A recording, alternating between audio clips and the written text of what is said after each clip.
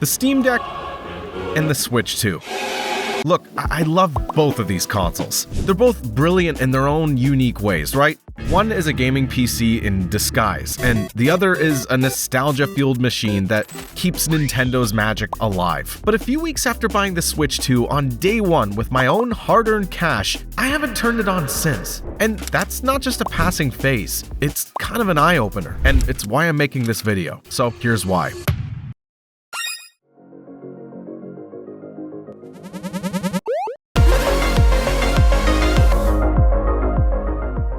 Let me start this off clearly. This isn't a Steam Deck good, Switch bad kind of video. I'm not trying to convince you to sell one for the other. I'm just speaking honestly about what happened to me after using both, side by side, back to back, and realizing something about how gaming has changed. There are millions of videos out there bashing or praising both of these devices, right? But my perspective isn't coming from hype or hate. Look, I've been gaming on PC for years. I mean, since Steam sales were like an official holiday season to me.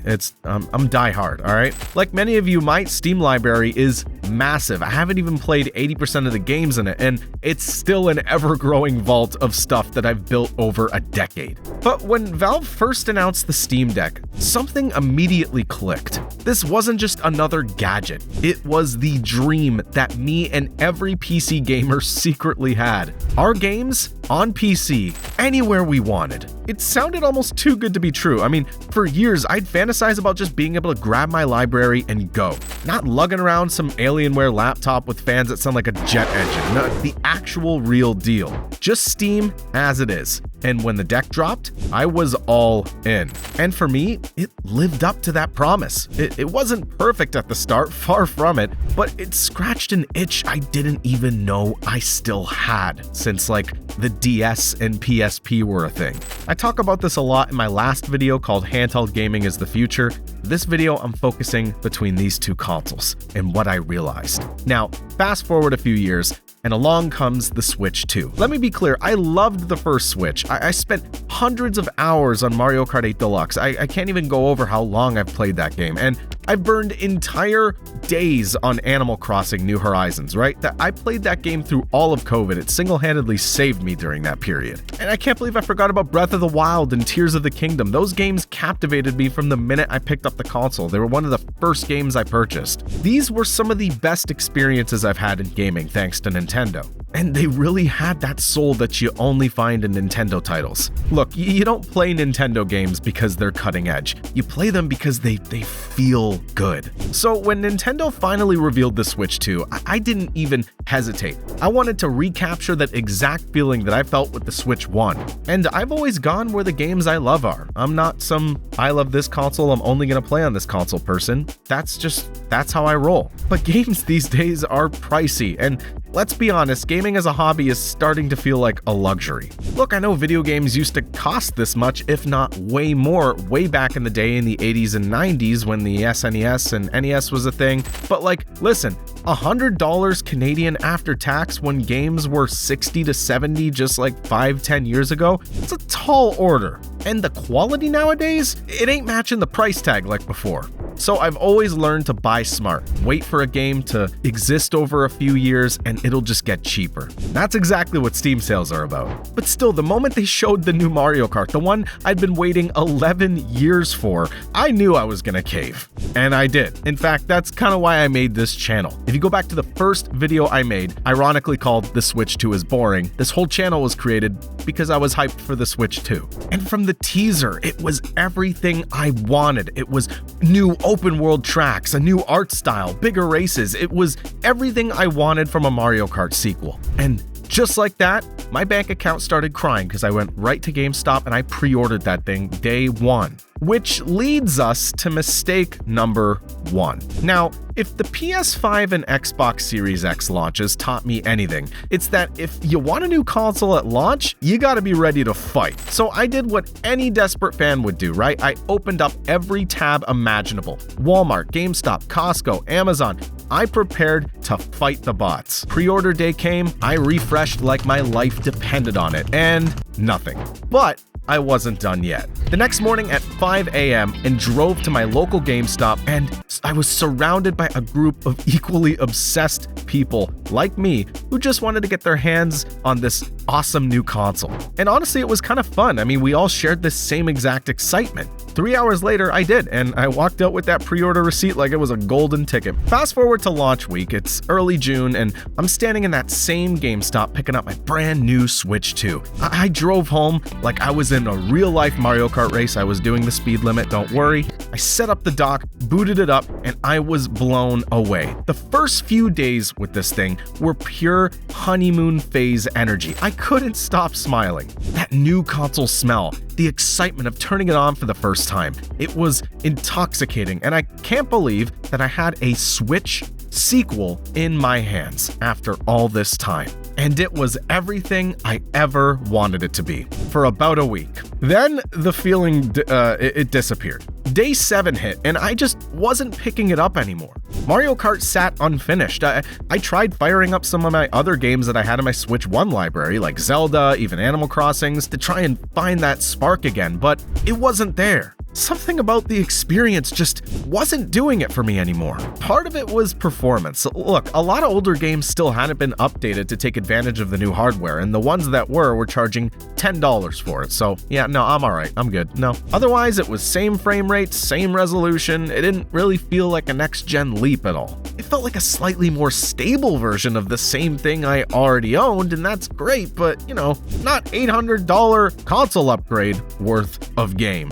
I told myself, maybe I'll play it next week, But that week passed, and then the next, and the Switch 2 sat in the same spot my original Switch had been, collecting dust. Now, Donkey Kong released, and I played that too. It was fantastic. I got a good 12 hours out of that game, but once it ended, I felt that same emptiness again. I'd invested hundreds of dollars into this system, but I wasn't having fun. And then I noticed something even more frustrating. Big-name ports, games like Cyberpunk and Yakuza, were being announced for the Switch 2, and everyone was celebrating, and this is great, but I already beat those games years ago on Steam for cheaper. That's when it hit me. The problem wasn't the Switch. The problem was that I'd already seen the future with the Steam Deck. I looked over at my Steam Deck sitting in the corner of my room, and it suddenly made perfect sense. I realized I'd been chasing nostalgia instead of practicality this whole time. The Steam Deck had already given me everything I needed in a gaming system, but the Switch 2 just made me realize it all over again. Because what makes the Steam Deck so special from the very beginning isn't just the specs, it's freedom. People always say PC gaming is complicated, you gotta tweak settings, you gotta install drivers, deal with, but that used to be true, but nowadays, no. SteamOS changed that. The deck isn't a PC that can act like a console. It is a console when you want it to be. I can hand this thing to someone who's never touched a gaming PC, and they'd pick it up in minutes. It's intuitive, polished, and shockingly easy to use. It's also made me appreciate my backlog more than ever. I mean, I've got hundreds of untouched games, indies, AAAs, weird experiments, and now they're all portable. There's no pressure and no massive setup. There's no barriers at all. I just get in bed, pop in SSX3, and I listen to a Spotify podcast at the same time. It's wild how freeing that feels. I mean, the ability to revisit every classic game I grew up with in 4K on the same device I use for my modern games, and it being all native with no subscription service, that's something I'll never take for granted. And that's not even touching the flexibility. The deck isn't just a handheld, it's whatever you want it to be. Dock it to a monitor and boom, it's a gaming PC. Switch to desktop mode, and suddenly you're running full Linux apps, browsing the web, or even editing videos. That's not something any console can match. Personally, when my room was being renovated, I couldn't use my gaming PC, and I didn't want to haul the whole thing downstairs, so I brought my Steam Deck with a portable monitor and a keyboard, and it became my gaming system for 2 weeks, and it was fantastic. And all this on a price that really isn't that much to ask for, around 600 to 700 Canadian dollars. With everything I've talked about, it's unbelievable value. For what it offers, it's easily one of the best deals in gaming hardware still to this date. You're not locked into one ecosystem. You're not being nickel and dime for online subscriptions to play those emulated games that you want to play from your childhood. All you gotta do is worry about buying your games, installing them, and playing them. It's that simple.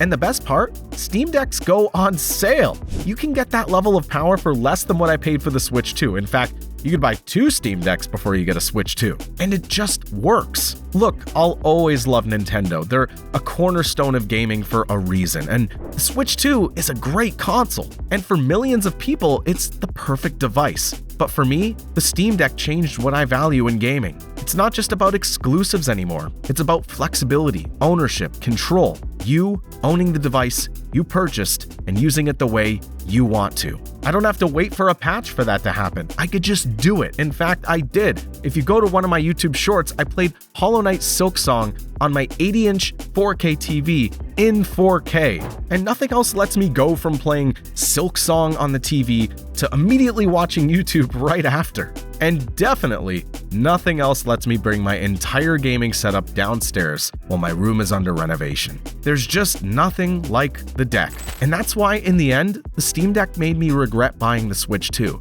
Not because the Switch 2 is bad, I love the console and I'm excited for the future games that are coming out on it, but because it reminded me of what gaming used to be about. Freedom, affordability, choice. I still respect the heck out of Nintendo. I still admire their craftsmanship and their legacy and their whole philosophy about it being all about the fun. But the Switch 2 showed me something I didn't really expect. It made me realize that I'd already found the future of gaming, and it was sitting right there in my hands all along. What are your thoughts? Do you own a Switch 2? Do you own a Steam Deck? Let me know. Do you regret buying the Switch 2? Do you love your Switch 2? Do you love the Steam Deck?